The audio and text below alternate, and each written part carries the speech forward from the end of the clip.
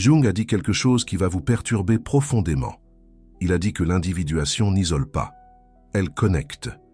Il a affirmé explicitement que le processus de devenir qui vous êtes réellement devrait apporter plus de relations, plus de connexions, plus d'appartenance. Mais alors, pourquoi toute personne qui s'éveille finit-elle par disparaître? Pourquoi toute personne qui commence à se trouver vraiment ressent-elle ce besoin incontrôlable de disparaître de la société? Pourquoi êtes-vous là, à regarder ça à 2 heures du matin, sachant exactement de quoi je parle? La réponse à cette question a été enterrée pendant plus de 100 ans. Et quand la Drukgyal du Salk Institute a scanné le cerveau de personnes en isolement en 2024, elle a découvert quelque chose qui explique le paradoxe que Jung n'a jamais réussi à résoudre. Elle a découvert que les mêmes régions cérébrales qui répondent à la faim de nourriture répondent à la faim de connexion sociale. La substantia nigra et l'aire tegmentale ventrale s'illuminent de la même façon quand vous êtes privé de nourriture et quand vous êtes privé de personne. Votre cerveau traite la solitude comme la faim. C'est une famine sociale, mais voici le problème. Les personnes en éveil ne fuient pas la connexion. Elles fuient quelque chose qui ressemble à la connexion, mais qui les tue de l'intérieur. Et Jung le savait. Il a cartographié ça. Et Stanford prouve maintenant qu'il avait raison sur chaque détail. Gardez cette information en tête parce qu'elle va prendre tout son sens dans quelques instants. Quand nous aurons terminé ici, vous comprendrez exactement pourquoi disparaître n'est pas fuir. C'est la seule façon de finalement arriver. Jung a défini l'individuation comme le développement de l'individu psychologique en tant qu'être distinct de la psychologie générale et collective. C'est le processus qui consiste à porter l'inconscient personnel et collectif à la conscience pour qu'il soit assimilé à la personnalité entière. Ça semble simple, ça semble sain, ça semble être quelque chose qui devrait vous rendre plus sociable, plus intégré, plus présent. Mais Jung a caché quelque chose de crucial dans ses textes. Il a dit que la personne qui commence le chemin de l'individuation doit se différencier des groupes plus petits, de la famille, des cercles d'amis, des collectivités ethniques et sociales. Il a dit ça parce que l'individuation exige d'abandonner la persona, qui est tout cet ensemble d'attentes sociales et de rôles inauthentiques que vous avez acquis inconsciemment tout au long de votre vie. Vous ne pouvez pas devenir qui vous êtes tant que vous portez encore le masque que les autres attendent que vous portiez. Et la seule façon d'enlever ce masque, c'est de s'éloigner de ceux qui vous connaissent avec. Cela semble contredire ce que j'ai dit avant. Jung a dit que l'individuation connecte. Mais il a aussi dit que vous devez vous séparer. Quelle est la vérité? La vérité est que Jung parlait de 2 types complètement différents de connexion. Et c'est là que les neurosciences d'Andrew Huberman entrent en jeu et prouvent que Jung avait des décennies d'avance sur la science. La Drukgyal a découvert en février 2024 qu'il n'existe aucun substitut à une connexion en présentiel authentique. Elle a dit que les interactions sur les médias sociaux peuvent créer plus de faim pour l'interaction sociale et vous rendre encore plus solitaire. Le cerveau sait la différence. Votre système nerveux sait quand vous êtes avec des gens, mais que vous n'êtes pas connecté vraiment. Et voici ce dont personne ne parle. Les personnes en éveil ne disparaissent pas de la connexion. Elles disparaissent des interactions qui ressemblent à la connexion, mais qui sont en réalité une performance sociale. Elles fuient les relations où elles doivent maintenir la persona activée tout le temps. Elles s'éloignent des groupes où chaque conversation est superficielle. Chaque interaction est basée sur un rôle social. Chaque moment exige que vous soyez qui les autres attendent. Le cerveau d'une personne en processus d'individuation est littéralement en train de se reconfigurer. Et cette reconfiguration est incompatible avec les environnements qui exigent une performance constante. Calmez-vous, parce que ce qui arrive maintenant, c'est là où Jung avait le plus raison, et où la science a mis le plus de temps à le prouver. En 2024 et 2025. Des chercheurs ont publié des études révolutionnaires sur ce qui se passe dans le cerveau pendant des expériences spirituelles intenses. Ce qu'ils ont découvert, c'est que 3 réseaux neuronaux sont fondamentaux pour comprendre ce phénomène. Le réseau du mode par défaut, le réseau fronto-pariétal et le réseau de science. Ces trois réseaux travaillent ensemble de façon qui change complètement quand la conscience s'étend. Le lobe pariétal, qui est responsable de la conscience spatiale et du sens de soi, devient moins actif pendant les expériences spirituelles intenses. Cela contribue aux sensations d'unité, de connexion avec quelque chose de plus grand, de dissolution des frontières entre vous et le monde. Mais cette même désactivation rend impossible de maintenir la persona sociale activée. Vous ne pouvez pas simultanément expérimenter l'expansion de la conscience et maintenir le masque social en place. Le cerveau ne peut simplement pas faire les deux en même temps. C'est comme essayer de respirer et de retenir sa respiration simultanément. Ce sont des processus mutuellement exclusifs, et il y a plus. Les chercheurs ont découvert quelque chose appelé l'hypofrontalité transitoire, pendant les états altérés de conscience, y compris la méditation profonde et les expériences mystiques. Le cortex préfrontal, qui est la région responsable du contrôle social, de l'inhibition des comportements, du maintien de la persona. Cette région devient temporairement déréglée.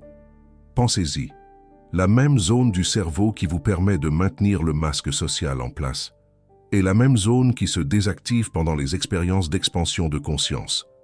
Ce n'est pas une coïncidence. C'est une architecture neurologique fondamentale. Jung a cartographié ça il y a 100 ans, sans technologie de neuroimagerie. Il a appelé ça la confrontation avec l'inconscient.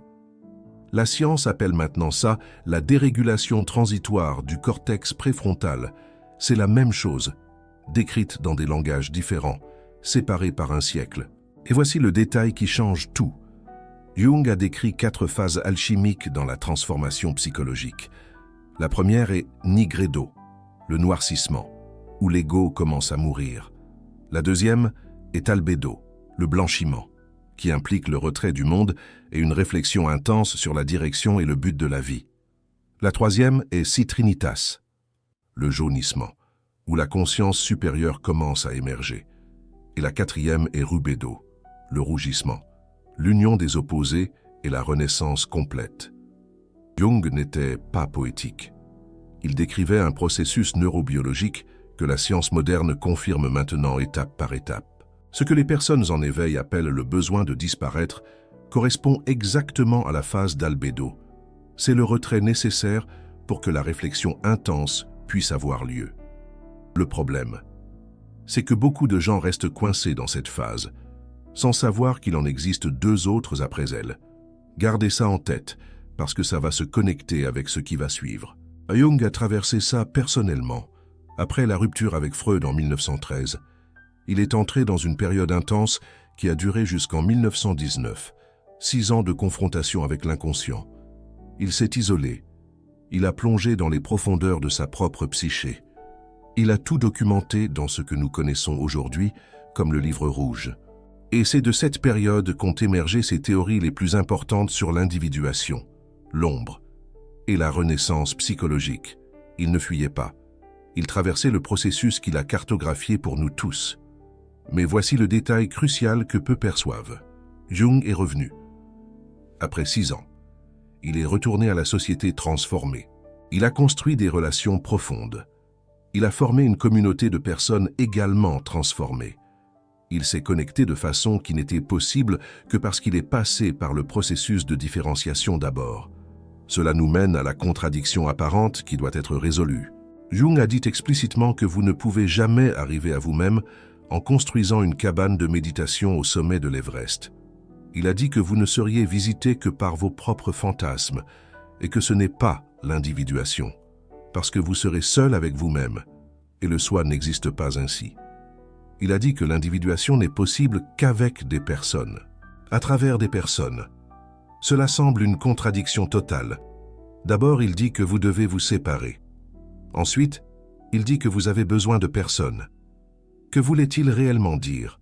Ce qu'il voulait dire, c'est qu'il existe 2 phases distinctes, et la science confirme maintenant que les 2 sont neurologiquement nécessaires. La première phase est la séparation. C'est l'éloignement des groupes qui vous connaissent par le persona.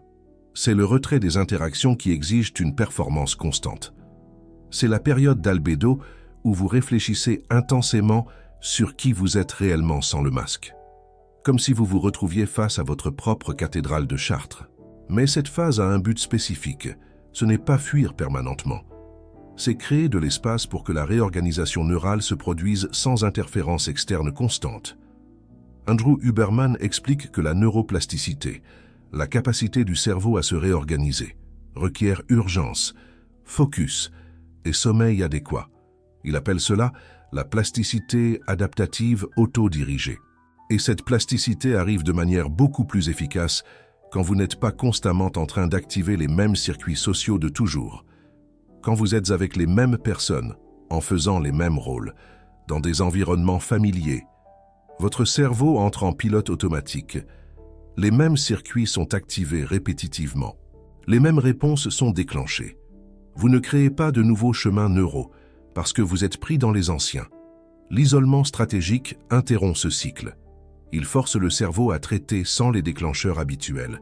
Il crée l'espace nécessaire pour que de nouveaux schémas puissent se former. Mais voici ce que Jung a compris, et que peu comprennent. Seule la deuxième phase est le retour. Et le retour doit arriver. Sans le retour, l'isolement devient pathologique, pas transformateur. Jung a alerté sur cela répétitivement. Il a dit que l'ermite au sommet de la montagne n'est pas en train d'individuer. Il est en train de fuir. La différence entre transformation et fuite, c'est que la transformation inclut le retour. La transformation est temporaire par design. La fuite est permanente par peur. Et voici où les personnes éveillées commettent l'erreur la plus dévastatrice de toutes. Elles expérimentent le soulagement de l'isolement initial. Elles sentent la paix de finalement pouvoir exister sans performance. Elles découvrent une clarté mentale qu'elles n'ont jamais eu entourée de demandes sociales constantes. Et elles confondent le soulagement temporaire avec le destin final. L'isolement devrait être une phase. Elles le transforment en identité. Et le cerveau, qui avait besoin de cette pause pour se réorganiser, commence à souffrir les conséquences de l'isolement prolongé qui ne devrait jamais être permanent. La Druckeitei a découvert que nous avons des neurones spécifiques pour la solitude dans le noyau dorsal raphé. Elle a découvert que le cerveau traite l'isolement social prolongé comme une forme de privation, similaire à la faim. La dopamine dans ces circuits devient aversive. Le système commence à générer un inconfort croissant, comme une forme de vous repousser vers la connexion. Dans une étude de 2020 réalisée en collaboration avec Rebecca Sachs du MIT, 40 participants ont passé une journée entière en isolement complet et ont ensuite été soumis à une résonance magnétique fonctionnelle. Les résultats ont été impressionnants. Les images de nourriture et de socialisation ont activé exactement les mêmes aires du cerveau, spécifiquement la substantia nigra, pars compacta et la région tegmentale ventrale. Votre cerveau traite littéralement la faim de connexion de la même façon qu'il traite la faim de nourriture. Ce n'est pas une métaphore, c'est de la neurobiologie. Mais les personnes éveillées interprètent fréquemment cet inconfort de façon erronée. Elles pensent que c'est un signe de plus que le monde là-dehors est incompatible avec qui elles sont devenues. Elles interprètent l'alarme du cerveau comme une confirmation qu'elles doivent s'isoler encore plus. Et ainsi, le cycle se perpétue. L'isolement génère de l'inconfort. L'inconfort est interprété comme une confirmation d'incompatibilité. L'incompatibilité perçue justifie plus d'isolement. Jung a cartographié cela il y a 100 ans. Il a appelé cela l'inflation de l'ego, quand la personne s'identifie trop avec le processus d'individuation. Elle commence à se voir comme trop spéciale pour le monde commun. Elle confond la différenciation saine avec la supériorité pathologique. Et la neuroscience montre maintenant que cela a des corrélats cérébraux spécifiques. Le réseau du mode par défaut, qui traite l'autoréflexion et la narration personnelle, peut devenir hyperactif durant l'isolement prolongé. La personne reste prise dans des boucles de pensée sur elle-même, sur son voyage, sur sa singularité. Et plus elle pense à cela, plus elle est convaincue qu'elle est trop différente pour retourner.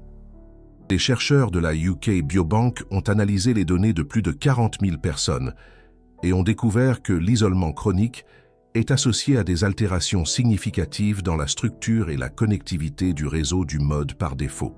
Le cerveau se réorganise littéralement de façon qui rend de plus en plus difficile la reconnexion sociale. Ce n'est pas de l'illumination, c'est un piège neurologique. Mais voici la partie que personne ne vous raconte. Le paradoxe que Jung a révélé et que Huberman valide maintenant. La différenciation véritable, celle que l'individuation exige, ne vous sépare pas de l'humanité. Elle vous connecte de façon plus profonde, parce que quand vous retirez le persona, quand vous abandonnez les rôles inauthentiques, ce qui reste est capable de connexion genuine pour la première fois. Le persona connecte superficiellement avec d'autres personas. C'est un masque qui parle à un masque. C'est la performance qui rencontre la performance. Cela ressemble à une connexion. Mais c'est du théâtre social. Le soi, celui qui émerge après que le persona soit dissous, connecte de façon complètement différente. Il connecte vraiment. Il connecte avec profondeur. Il connecte de façon que le persona ne pourrait jamais réussir. Jung a utilisé le terme imago pour décrire les représentations internes que nous avons des personnes. Quand vous opérez par le persona, vous ne voyez pas les personnes en VRAE. Vous voyez vos projections sur elles. Vous interagissez avec vos attentes, pas avec la réalité d'elles. Lorsque la persona se dissout, les projections commencent à se retirer. Et pour la première fois, vous voyez les gens tels qu'ils sont vraiment. Cela permet une connexion à un niveau jamais atteint auparavant. Et voici l'ironie brutale que les personnes en éveil ne perçoivent souvent pas. Elles disparaissent, parce qu'elles ne supportaient plus les connexions superficielles, mais en disparaissant permanentement, elles se privent des connexions profondes qui seraient enfin possibles. L'isolement devrait préparer à une reconnexion transformée, pas remplacer indéfiniment la connexion. Jung le savait. Il est revenu. Après sa période de confrontation avec l'inconscient, il est revenu. Il a construit des relations profondes avec des personnes comme Marie-Louise von Franz et Barbara Hanna. Il a formé une communauté autour de l'Institut Jung. Il s'est connecté de manière qui n'ont été possibles que parce qu'il est passé par le processus de différenciation, d'individuation d'abord. Il n'est pas resté dans la caverne. La caverne était un passage, pas une destination. L'Académie moderne maintient artificiellement Jung et Andrew Huberman séparés. Les départements de psychologie ne parlent pas au département de neurosciences. La sagesse d'il y a 100 ans est traitée comme du mysticisme dépassé, tandis que la science moderne redécouvre les mêmes vérités dans un langage différent. Mais quand vous connectez les deux, la carte devient claire. Jung disait que l'individuation est un processus consistant à amener l'inconscient à la conscience. La neuroscience montre maintenant que cela correspond à des changements spécifiques dans l'activité du réseau du mode par défaut et dans la connectivité entre les régions cérébrales. Huberman insiste souvent sur la clarté nécessaire pour comprendre ces mécanismes. Jung disait que confronter l'ombre est nécessaire à l'intégration. La neuroscience montre maintenant que cela implique des processus dans le cortex singulaire antérieur et dans l'amygdale, qui permettent une réévaluation des schémas émotionnels automatiques. Jung disait que le soi émerge comme le centre de la personnalité intégrée. La neuroscience identifie maintenant des schémas d'activité cérébrale associés à des états de cohérence et d'intégration qui correspondent à ce que Jung décrivait. Huberman a exploré ces états en détail, et Jung disait que l'individuation requiert un isolement temporaire, suivi d'une reconnexion transformée. La neuroscience montre maintenant exactement pourquoi les deux phases sont neurologiquement nécessaires. L'isolement permet à de nouveaux schémas de se former, sans interférence des déclencheurs habituels. La reconnexion permet à ces nouveaux schémas d'être testés, renforcés et consolidés dans un contexte social réel, sans isolement. Vous ne pouvez pas former de nouveaux schémas, parce que vous êtes piégé dans les anciens. Sans reconnexion, les nouveaux schémas restent fragiles et ne s'intègrent pas à la vie réelle. Et voici le protocole qui unit tout cela. Ce que Jung a cartographié psychologiquement et ce qu'Andrew Huberman valide neurologiquement. Premièrement, vous devez reconnaître dans quelle phase vous vous trouvez. Si vous ressentez le besoin de disparaître, cela pourrait être le début légitime de la phase d'albédo. Ce n'est pas faux de ressentir cela. Cela fait partie du processus. Mais vous devez savoir que c'est une phase, pas un état permanent. L'albédo est suivi par le citrinitas, puis par le rubédo. Rester coincé dans l'albédo signifie ne jamais achever la transformation. Deuxièmement, vous devez établir un isolement structuré, pas une fuite chaotique. Cela signifie des périodes définies de retrait avec un but spécifique. Ce n'est pas disparaître sans plan de retour. C'est créer un espace pour une réflexion intense, sachant que cet espace est temporaire par définition. Jung a mis 6 ans. Vous pourriez avoir besoin de moins ou de plus de temps, mais vous devez avoir la clarté que c'est une période, pas une destination. Troisièmement, vous devez utiliser l'isolement pour une confrontation réelle, pas pour une rumination confortable. La phase d'albédo est une réflexion sur la direction et le but. Ce n'est pas rester à penser à quel point vous êtes différent et comment le monde ne vous comprend pas. Si votre isolement alimente des narrations de supériorité, vous êtes sur la mauvaise voie. Un réseau du mode par défaut hyperactif est un signal d'alerte, pas un signe de progrès. Quatrièmement, vous devez maintenir au moins une connexion ancre pendant le processus. Jung disait que l'individuation n'est possible qu'avec des personnes, à travers des personnes, même dans la phase de retrait le plus intense. Maintenez au moins une relation qui n'exige pas de persona. Une personne avec qui vous pouvez être vrai. Cela prévient l'inflation de l'ego et vous maintient connecté à l'humanité pendant que vous vous transformez. Jung avait Tony Wolff pendant sa période la plus intense de confrontation avec l'inconscient. Avoir une connexion ancre n'est pas une faiblesse, c'est de la sagesse. Cinquièmement, vous devez établir des critères de retour.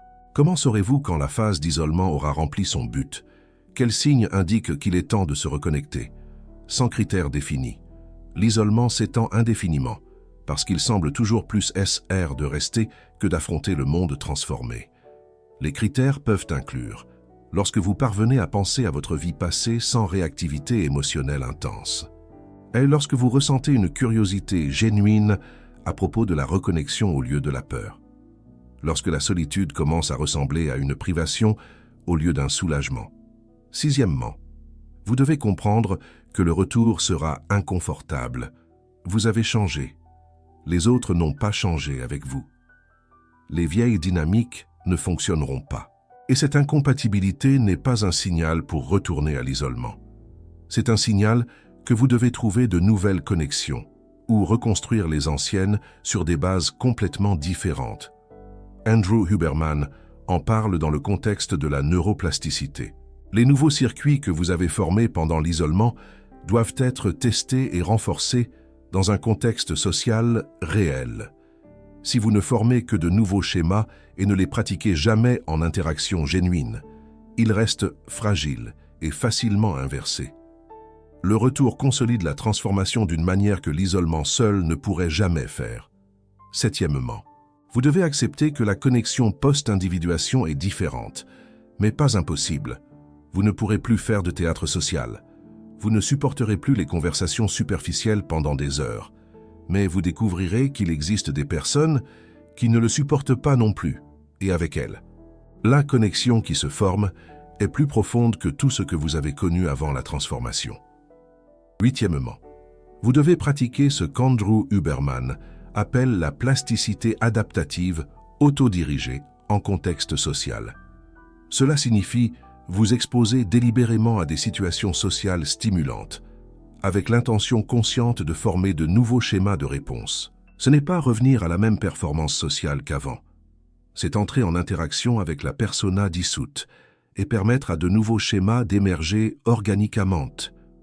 Jung disait que lorsque vous naviguez dans les profondeurs de votre monde intérieur, confrontez vos ombres et abandonnez les schémas anciens et limitants, un nouveau moi peut émerger. Cette renaissance implique d'intégrer consciemment vos expériences, claires et sombres, dans un moi plus entier et authentique. Une personne qui a traversé ce processus regarde souvent la vie avec une perspective complètement fraîche, trouvant un nouveau sens et un nouveau but là où elle ne voyait auparavant que le vide. Et ce nouveau sens et ce nouvel objectif incluent la connexion, pas malgré la transformation, mais grâce à elle. La véritable raison pour laquelle les personnes en éveil disparaissent, ce n'est pas qu'elles sont incompatibles avec la société, c'est que la société qu'elles connaissaient était basée sur un persona parlant à un autre persona. Et quand le persona se dissout, cette société spécifique cesse d'avoir un sens. Mais il existe une autre société possible. Une société basée sur l'authenticité. Une société où des personnes transformées rencontrent d'autres personnes transformées. Une société où la connexion se fait au niveau du soi, pas au niveau du masque. Et vous ne trouvez pas cette société en fuyant définitivement. Vous la trouvez en revenant, en tant que personne différente. Ladre Keitai a découvert qu'une connexion sociale génuine est un besoin biologique aussi fondamental que la nourriture. Le cerveau en a besoin pour fonctionner de manière optimale. Une privation prolongée cause une détérioration réelle des circuits essentiels. Des études récentes montrent qu'un isolement chronique peut causer un déclin cognitif mesurable et des modifications structurelles dans le cerveau. Andrew Huberman le confirme d'ailleurs régulièrement dans ses podcasts. Mais elle a également découvert que ce n'est pas n'importe quelle connexion qui satisfait. Les connexions superficielles peuvent augmenter la faim au lieu de la satisfaire.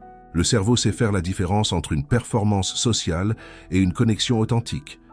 Donc la réponse n'est pas d'accepter n'importe quelle connexion disponible, ni de rejeter toute connexion possible. La réponse est de se transformer d'abord, pour pouvoir former des connexions qui nourrissent vraiment. Et cela exige de passer par la phase d'isolement. Mais cela exige aussi d'en sortir. Si vous regardez ça à 2 heures du matin, en sachant exactement de quoi je parle, vous êtes probablement à un certain point de ce processus. Peut-être êtes-vous au début, en ressentant le besoin de disparaître. Peut-être êtes-vous au milieu, déjà isolé et vous demandant si vous devriez revenir. Peut-être êtes-vous coincé, ayant transformé le passage en une demeure permanente. Où que vous soyez, comprenez ceci, le processus est réel, le besoin d'isolement est légitime. Mais la destination inclut un retour.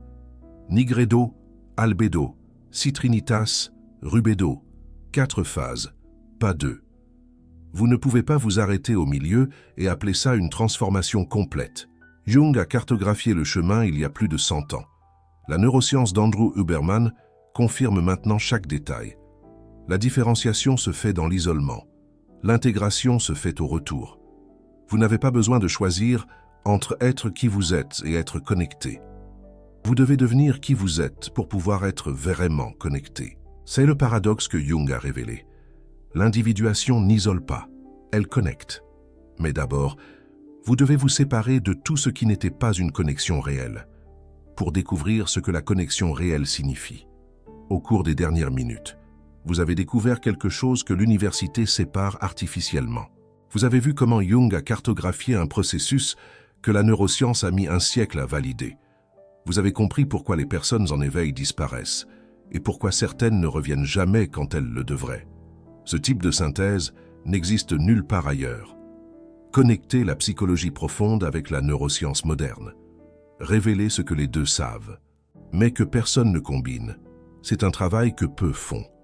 Parce qu'il exige de maîtriser 2 domaines que l'université maintient artificiellement séparés.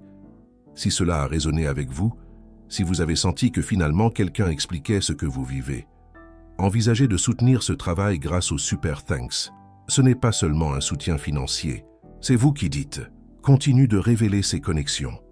Continue de ramener à la surface ce qui est enterré entre les disciplines. Continue de construire le pont que l'université refuse de construire. Chaque fois que vous cliquez sur le cœur doré, vous financez la prochaine révélation. Vous me permettez de consacrer plus de temps à cette recherche, au lieu de créer un contenu superficiel que l'algorithme préfère. Vous devenez partie du groupe qui reconnecte la sagesse ancienne avec la science moderne. Dans les commentaires, dites-moi, êtes-vous dans la phase d'isolement maintenant? Ou avez-vous déjà traversé cette phase et êtes-vous revenu? Qu'est-ce qui vous a fait disparaître et qu'est-ce qui vous a fait revenir? Ou êtes-vous coincé dans l'albédo, sans savoir comment avancer vers le citrinitas? Votre histoire peut être exactement ce qu'une autre personne avait besoin d'entendre pour comprendre qu'elle n'est pas seule dans ce processus. Et ironiquement, c'est ça la connexion réelle. Des personnes authentiques partageant des expériences véritables. Exactement le type de connexion que l'individuation rend possible. Jung a dessiné la carte. Andrew Huberman est en train de la traduire dans le langage du cerveau. Et vous?